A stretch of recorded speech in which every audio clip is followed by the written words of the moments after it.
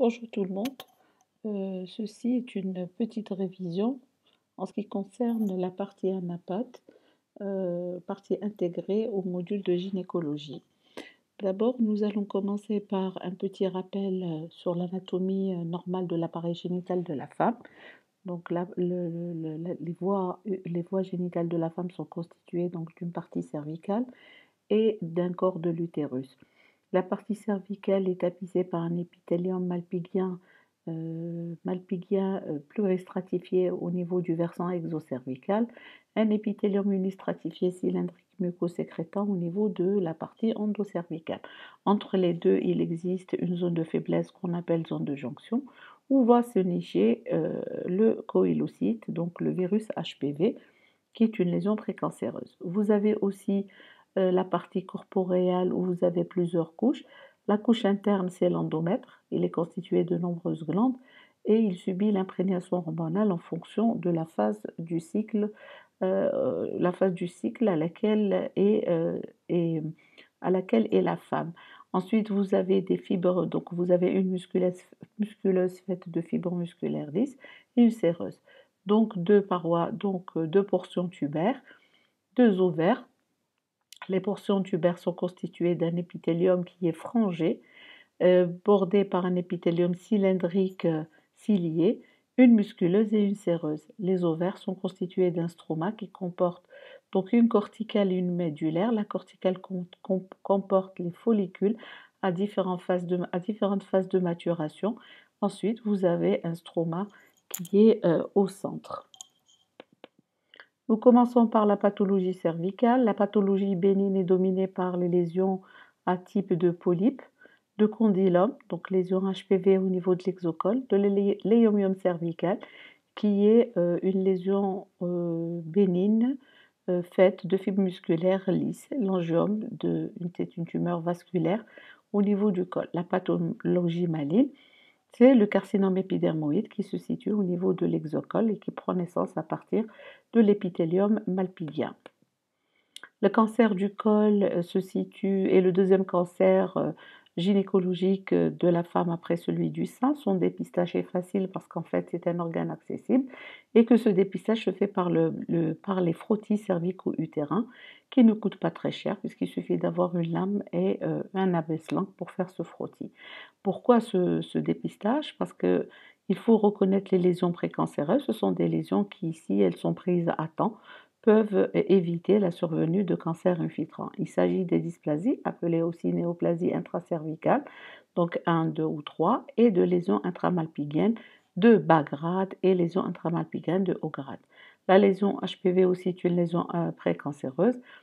C'est une lésion qui est aussi considérée comme étant une lésion intramalpighienne de bas grade. Vous avez aussi le carcinome in situ, donc, qui est une lésion précancéreuse et qui, si elle est prise en charge à temps, pourra guérir la patiente. Donc là, voici l'aspect à la cytologie d'un carcinome. Donc ça peut être un carcinome in situ ou un carcinome infiltrant. Vous voyez, la taille du noyau est très élevée, donc il existe un rapport nucléoplasmique qui est très élevé avec une chromatine visible. Ici, à l'histologie, vous avez un épithélium, donc tout ça c'est un épithélium malpighien qui repose sur un chorion. L'épithélium malpighien présente une désorganisation cytologique et architecturale qui atteint toute l'épaisseur de l'épithélium avec de nombreuses figures mitotiques.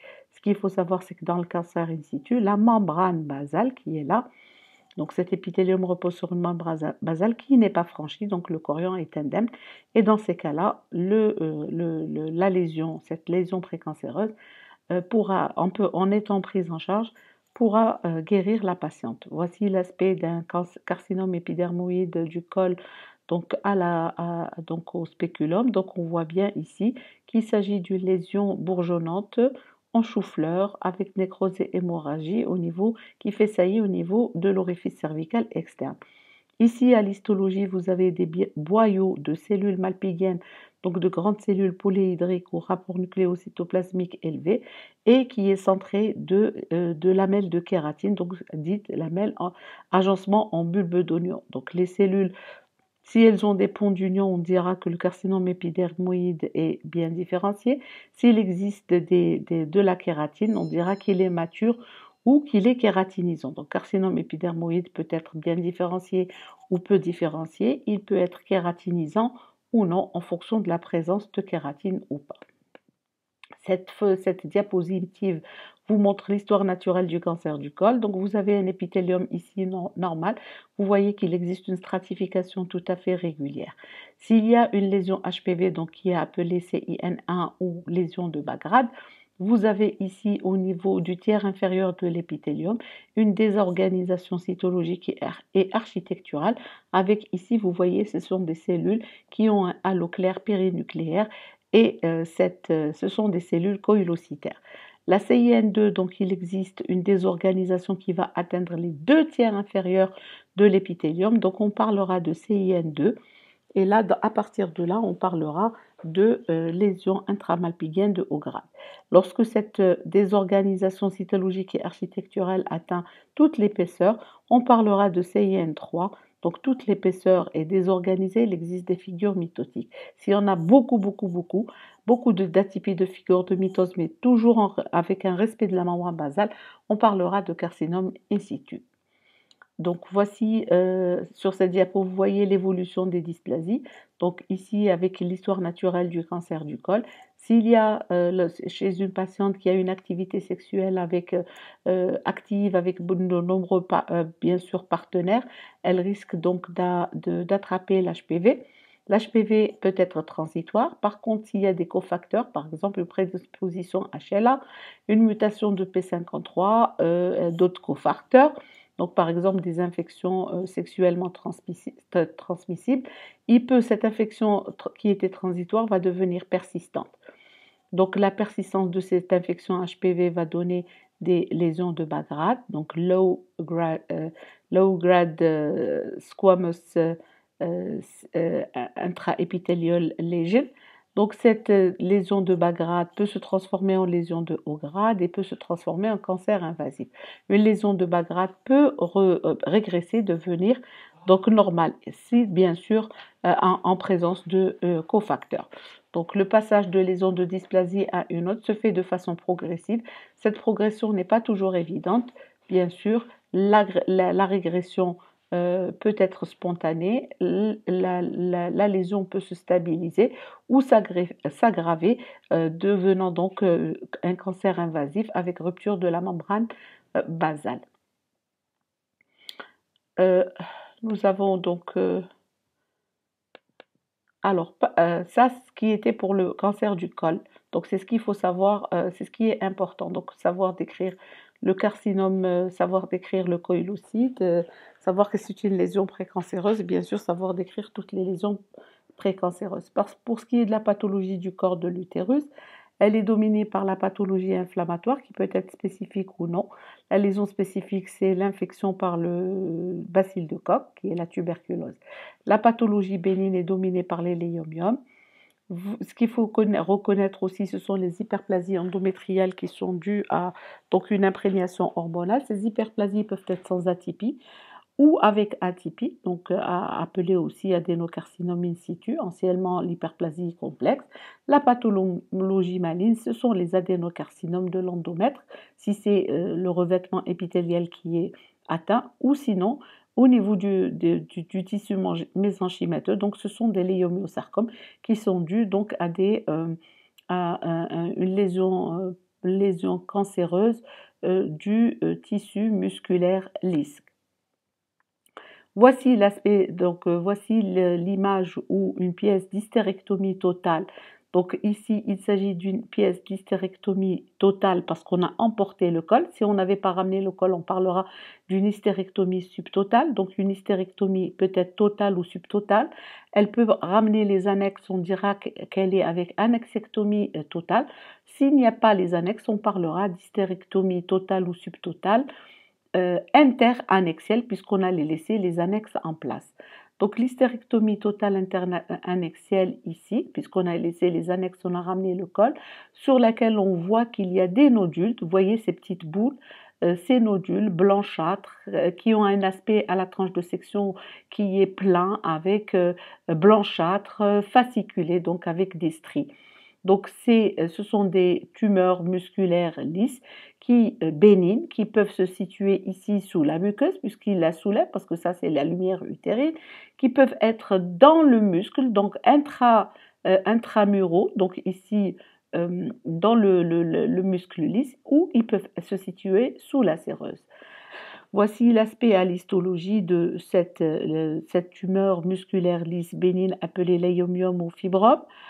Sur le plan histologique, il s'agit d'une prolifération faite de cellules fusiformes avec des noyaux allongés à bout tronqué. Donc pas de nécrose, pas d'atypie nucléaire. Ici, hystérectomie, vous voyez, ça a ramené le col et les annexes. Hystérectomie totale avec annexectomie bilatérale, donc les trompes et les ovaires. Cette hystérectomie, on note au niveau de la lumière un aspect cérébroïde, donc une lésion tumorale mal limitée qui infiltre le muscle. Cette lésion, donc c'est une tumeur épithéliale à type d'adénocarcinome constituée par des cellules ou des glandes qui sont bordées d'un épithélium cylindrique. Cet épithélium comporte des anomalies cytologiques et nucléaires avec des mitoses anormales. Voici l'aspect d'une hystérectomie totale avec interannexielle, mais vous voyez très bien qu'au niveau du col, on a une lésion nodulaire mal limitée, nécrosée et hémorragique. Il s'agit d'un sarcome du stroma, puisque dans l'endomètre, vous avez des glandes qui baignent dans un stroma, donc ce stroma peut être tumoral. Le sarcome stromal peut être de bas grade ou de haut grade en fonction du nombre d'anomalies et bien sûr du nombre de mitoses anormales. Donc sur le plan immunohistochimique, la vimentine est positive et les CD10 est positif. Ici, un endocole avec cette lésion tumorale à type de sarcome stromal. Pathologie ovarienne, la pathologie bénigne est la plus fréquente heureusement et nous avons insisté lorsqu'on a fait le cours sur les tumeurs ovariennes sur la particularité de ces tumeurs puisqu'elles sont classées en fonction du degré de malignité. Donc ces tumeurs peuvent être bénignes, malignes, mais elles peuvent être ni l'un ni l'autre, elles sont dites borderline ou à la limite de malignité. C'est une particularité de ces tumeurs. Donc la classification OMS de 2014 les classe donc en fonction du type cellulaire pour ce qui est des tumeurs épithéliales, séreuses, mucineuses, endométrioïdes à cellules claires et de Brenner, en fonction de l'origine histologique, tumeurs du stroma et des cordons sexuels, les tumeurs germinales et les tumeurs et les métastases. Voici l'aspect d'une tumeur épithéliale de l'ovaire où on voit qu'il s'agit d'une lésion kystique à parois fines, donc finement vascularisée, pas de végétation à l'intérieur et pas de végétation à l'extérieur. Et on voit qu'à l'intérieur, il y a un liquide clair, la paroi est fine, sans végétation, et surtout qu'il n'y a pas de nécrose et d'hémorragie. Ce sont des critères de bénignité. Là, vous avez l'image d'une lésion tumorale à type de tumeur borderline. Donc, on voit qu'il y a des végétations, il y a un peu d'hémorragie, mais il n'y a toujours pas de nécrose. Le contenu était épais, mucineux, donc gélatineux. Il s'agit d'un cyste pour kyste, cystadénome borderline mucineux de l'ovaire. Les critères des tumeurs sur le plan histologique des tumeurs borderline, nous les avons détaillés en cours. Voici l'aspect histologique d'une tumeur de l'ovaire. Vous voyez qu'il y a une autre tumeur, donc vous voyez un aspect charnu, solide, multilodulaire, avec des remaniements hémorragiques et nécrotiques. Ce qui est jaunâtre, c'est de la nécrose. Donc il s'agit probablement d'une tumeur maligne. En l'occurrence, dans ce cas-là, c'était un adénocarcinome séreux, donc tumeur épithéliale dont les cellules étaient cylindriques. Il s'agit d'un adénocarcinome séreux avec un aspect mamelonné et effraction de la capsule. Voici aussi, ça c'est une image d'une tumeur de l'ovaire, donc vous voyez qu'elle était nodulaire, il s'agissait d'une tumeur bilatérale qui montrait à la tranche de section un aspect gélatineux un aspect nodulaire, gélatineux, plein. Il s'agissait d'une tumeur de Krukenberg. Rappelez-vous, la tumeur de Krukenberg est une métastase ovarienne d'un cancer de type digestif, souvent un adénocarcinome de l'estomac. Voici l'aspect d'une tumeur germinale. Donc vous voyez à la tranche de section, c'est un aspect kystique plein avec des poils et du sébum. Il s'agit d'un kyste dermoïde, donc d'un tératome mature. Donc le tératome mature peut être unitissulaire, donc on retrouve un seul tissu, ou pluritissulaire. Ici, il s'agit d'un adénome, d'un tératome multitissulaire, puisqu'on retrouve ici on retrouve de la fibrose, on retrouve ici du cartilage, on retrouve un épithélium donc cylindrique, ici un épithélium respiratoire, donc plusieurs tissus intriqués. Donc il s'agit d'un tératome multitissulaire. Nous passons à la pathologie placentaire. Donc, les tumeurs du placenta ou les tumeurs gestationnelles trophoblastiques sont classées selon l'OMS de 2014 en lésions molaires, lésions non molaires et les lésions bénignes. Les lésions molaires se subdivisent en moles complètes, partielles ou en moles invasives. Donc, elles sont développées à partir du trophoblaste vileux. Voici l'aspect macroscopique d'une mole hydatiforme, appelée aussi mole complète. C'est un aspect caractéristique en vésicule, en grappes de raisin, qui contiennent un liquide eau de roche, un liquide clair aqueux. Donc cet aspect est caractéristique de la mole hydatiforme et sur le plan histologique, il se caractérise par. Voici à l'histologie. Donc vous voyez, ces vésicules, ce sont des villosités qui sont distendues, qui contiennent ce qu'on appelle des cisternes. Donc voici les vésicules, ça c'est une vésicule, ça c'est une vésicule. Là aussi c'est une vésicule. Elles ont un axe qui est avasculaire, il n'y a plus de vaisseau. Et ce qu'on retrouve au niveau de l'interstitium, on retrouve une hyperplasie du trophoblaste, du cyto- et du syncytiotrophoblaste dans l'espace intervillositaire qui s'accompagne de remaniements hématiques, comme ici, ça c'est l'espace intervillositaire.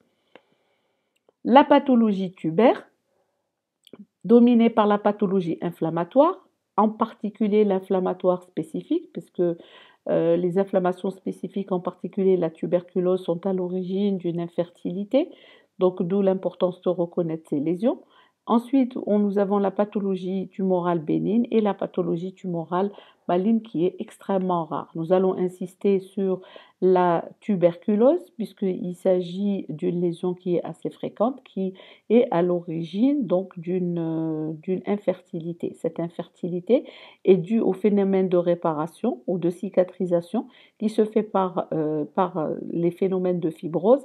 Cette fibrose va être à l'origine d'une synéchie, elle va obstruer donc elle va obstruer les lumières tubaires et elle va empêcher donc l'œuf de descendre vers l'utérus pour qu'il y ait l'anidation. Donc vous voyez que la tuberculose est constituée de nombreux follicules. Vous voyez des follicules qui ont des tailles différentes, on dit qu'ils sont d'âge différents. Il y a des grands, des petits, il y en a qui viennent de se former et d'autres qui finissent de se former, donc de tailles différentes et qui risquent de confluer. Ces follicules sont constitués de cellules géantes de type Langerhans, d'histiocytes, de cellules d'histiocytes, de cellules géantes de type Langerhans et d'une couronne lymphocytaire. Le centre comporte de la nécrose caséeuse. Donc on ne parlera de granulome tuberculeux que s'il y a de la nécrose caséeuse. S'il n'y a pas de nécrose caséeuse, on parlera de granulome tuberculoïde. Pour ce qui est des lésions dystrophiques, ce sont les grossesses ectopiques, c'est la grossesse extra-utérine.